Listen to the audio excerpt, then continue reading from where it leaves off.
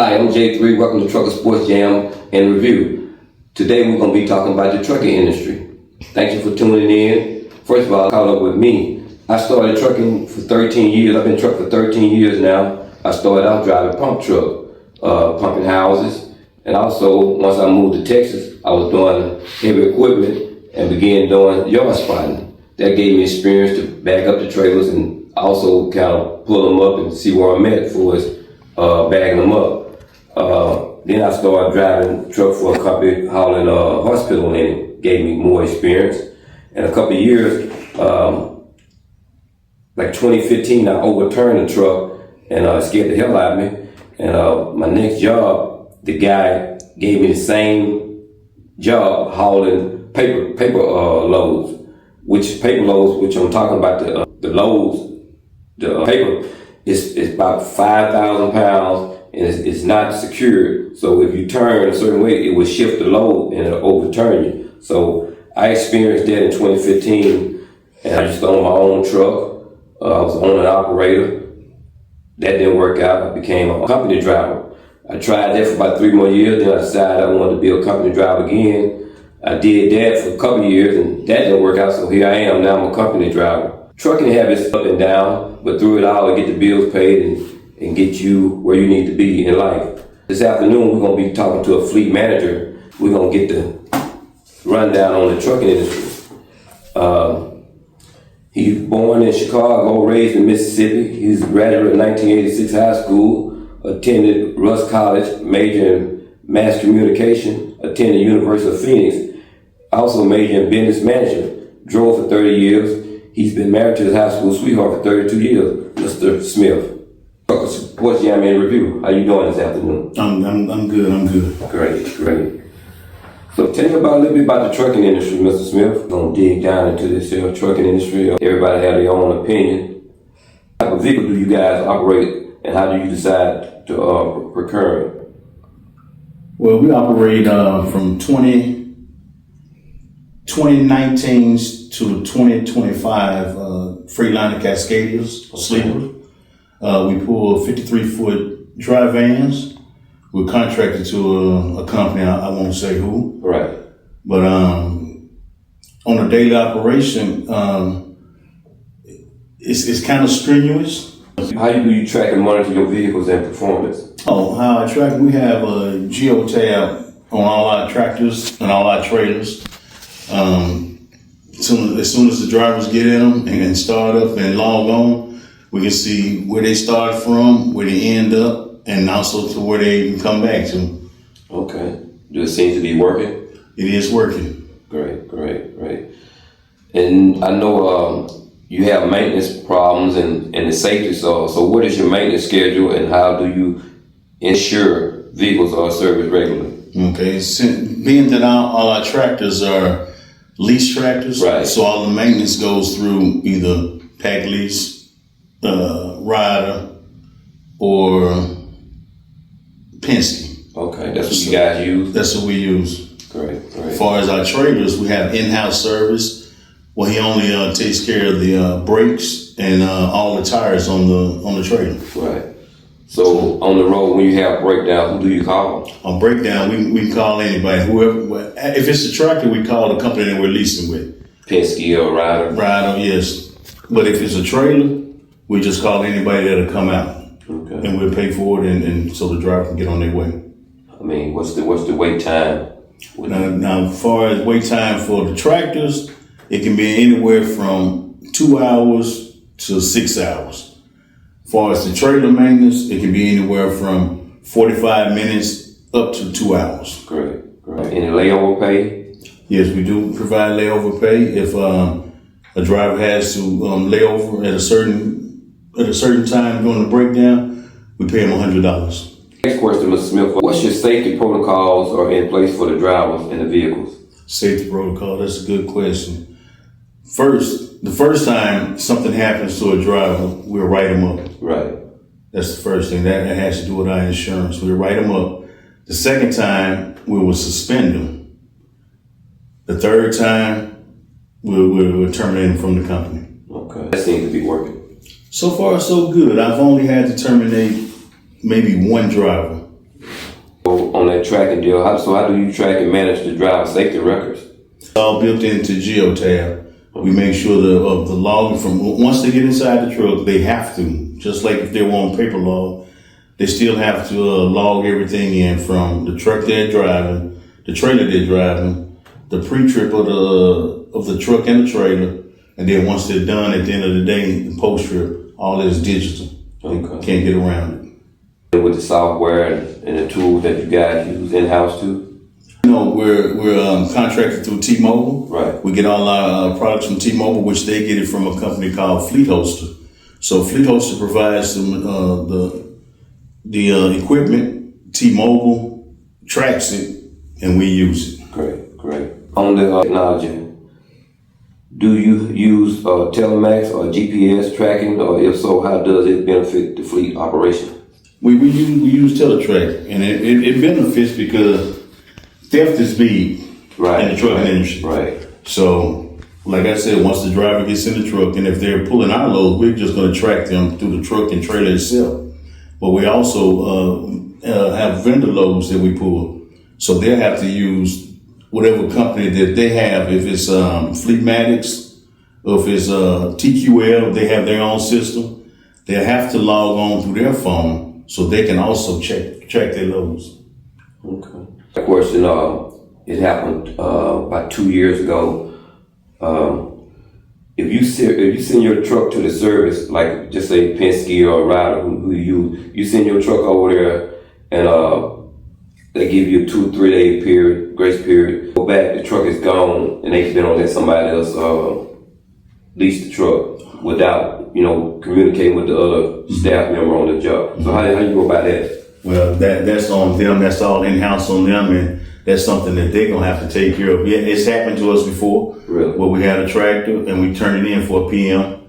The driver left some clothes and other items in there. Your driver or the other driver? Your driver? No, it was one of our company drivers. Okay. Yes, he left something inside the truck. So what we did, we told them that they leased the truck from under us to somebody else when it wasn't done. I mean, we supposed to have gotten the truck back. So they got on top of it for a while. Then they let it fall under what happened. But eventually they had to pay for the items that was left in that tractor. Oh, wow. Okay. On your driver management, how do you select, train, and evaluate your drivers? Well, me being a 30-year vet, I mean, some of it's just knowing. You know who can drive or who can't drive, but we take them through a vigorous course on far as driving. We have a lot of things that we explain to them before they get into the truck and tractor, and we just go from there. You're saying since you've been driving for 30 years, you can pretty much tell if a driver gonna make the course? Yeah, you can. Okay. What policy do you have in place for driver behavior and performance? Policy, once again, it's like a three strike deal. We give them the policy once they begin. First time, if they mess something up, it's a verbal. Right. The second time, you're written up. And the third time, if you violate that policy, it's termination. You ever had that occur? I have had that once also. Right. Yes. So how you deal with their feedback and their concerns?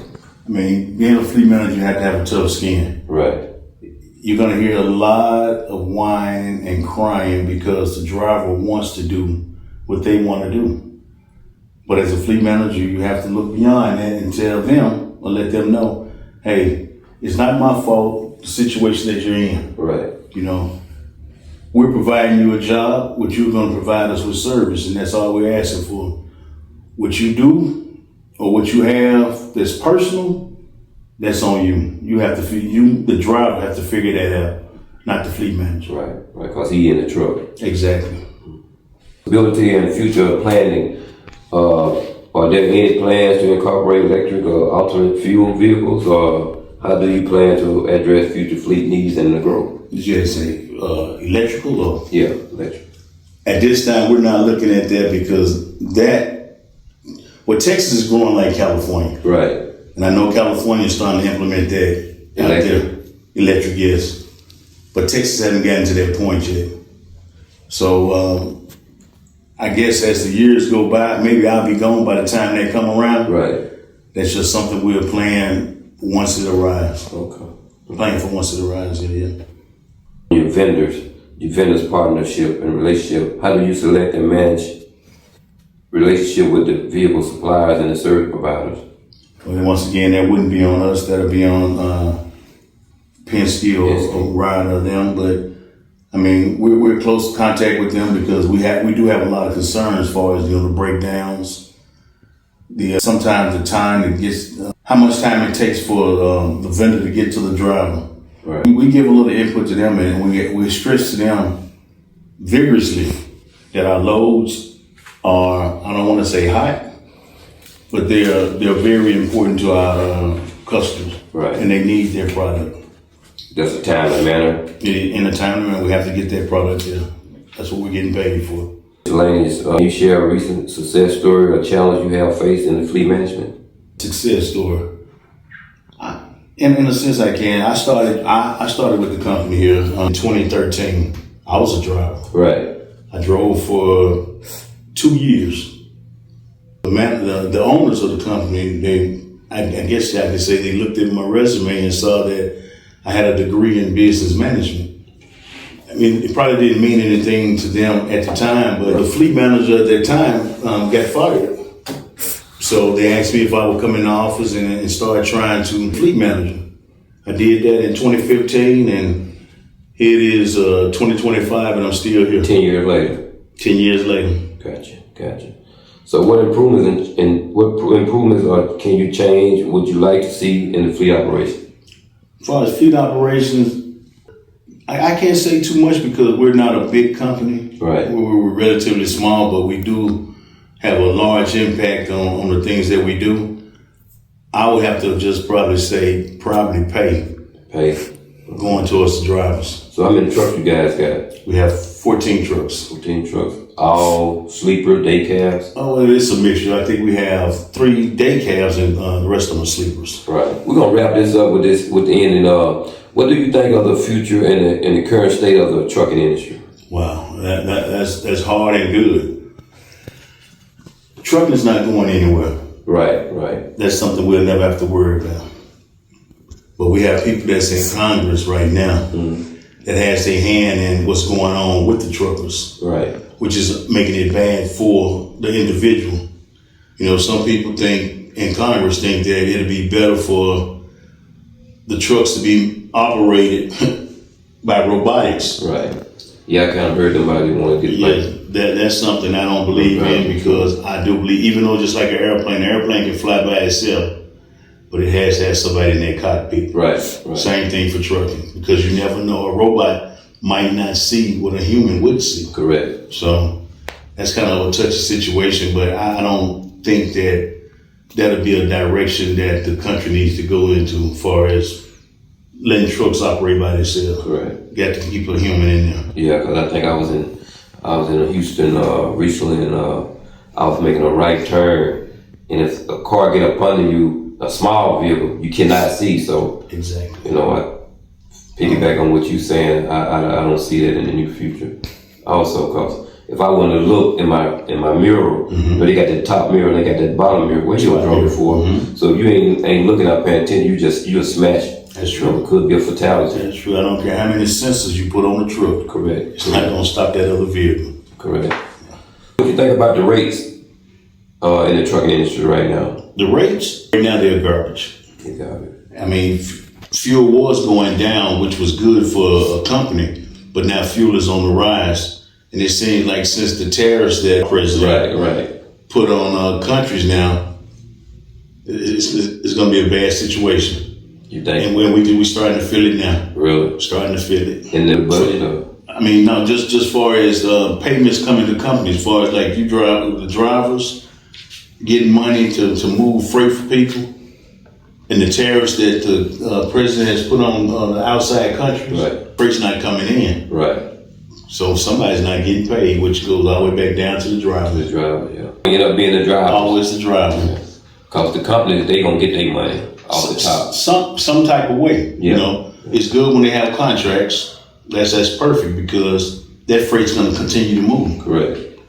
But when you start vendoring or trying to outsource or bring freight in for somebody, that's where the problem comes in at. Because you got a lot of people fighting, and what companies do, or vendors, or now say brokers do, they look for the lowest man. Wow. And there's always somebody out there that'll move freight. If it's $500, you got somebody to move for $400. If it's $400, you got somebody that's gonna move it for $300. Whoa. So that's what makes it bad. So what about the broker? They get paid up Brokers get their money regardless. If I was a broker, I'd be happy. Because they're going to talk about changing the broker? Because that's almost like stealing. Yeah, I've been a trucker for too long, and I know brokers, almost like insurance agents. Right. They going to get paid. The insurance going to get paid. Going to get paid. A freight comes in from other countries. Okay. Somebody has to pay for it. Mr. Trump wanted the countries to pay for it. The companies are getting upset. Right. So the freight is not coming. So now we're in trouble. And when it all said and done, the driver getting the low end of the street. They get the low ball because either if a company is strong enough, they can keep their drivers around. Right. But if they're not, they gotta let them go. Yeah. Yep. Yeah. So. Well, we ended on this, Mr. Smith. I seen on your desk that you was a Titan fan. Die hard. Okay. Die hard. Okay. Come from Houston, all that. Come from. Now, me being raised in Chicago, partly raised in Chicago, all of my family were Bears fans. Right. I just didn't want to be like everybody else. Right. So I ventured out and I saw Earl Campbell. Right. Houston Oilers, the way he used to run their ball. From then on, I liking Houston. When Houston said no more, we don't want you guys, we're gonna move you to Tennessee. Right. That's when I became a Tennessee fan. Yeah, I really love Tennessee. Well, I don't want to bust your bubble, Mr. Smith, but I'm a Raven fan, and I think like in 2007, I'm not for sure, but I went to Tennessee to watch the Ravens play the Titans. Yes. And McNair was our quarterback at the time. Mm-hmm. And we beat you guys. You did. Ray Lewis wasn't even much playing. No, Ray wasn't playing. He wasn't playing, but yeah. Had a good season. I mean, not only that, I have to say that I have to call the Ravens some thieves now because they got one of our best. We got Derrick Henry. Yes, you got one of the best running backs in the game, and that really hurt us. I would agree. 1,900 yards last year. Yeah, really hurt us, but we're coming back. Okay. We also got D-Hop. That's true. Yeah. That is true. But like I said, we're coming back. And we got a 3-time MVP. I mean, he got, they got taken from him this year. But you don't have a Super Bowl yet. Okay. We got 2 Super Bowls. Lamar don't have a Super Bowl. That's right. Lamar don't have a Super Bowl. He don't get a Super Bowl, but we got 2 up on our belt. Okay, then. Yeah, we went to one Super Bowl back in 2001, I believe. When the Rams beat y'all? You remember? Okay. Okay, then. Yes. But like I said, we're at a rebuilding stage right now. Our quarterback situation, I think it's going to get better because Levis, he just wasn't our answer. He was a big guy. Right. But he wasn't mobile enough.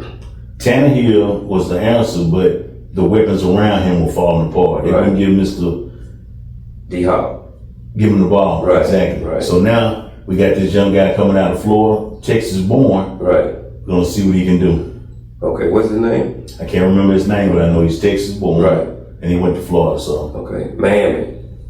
Yes. Okay, good deal. Okay, we're gonna end with this, Mr. Smith. What is the main goal you would like to see in the trucking business, like to get better and help the drivers? Man, I would like to see these rates go up. I like to see all these tariffs being lifted so these drivers can get paid because these drivers have families. The company have families, then they're getting their money. Right. But the people that's representing the company that's moving that freight, they need to get paid. Okay. You have heard it from Mr. Smith, Oscar Smith, One Trade Logistics. We thank you guys for tuning in. Hit that like button, also hit the subscribe. We will see you the next episode. Thank you, Mr. Thank you, sir.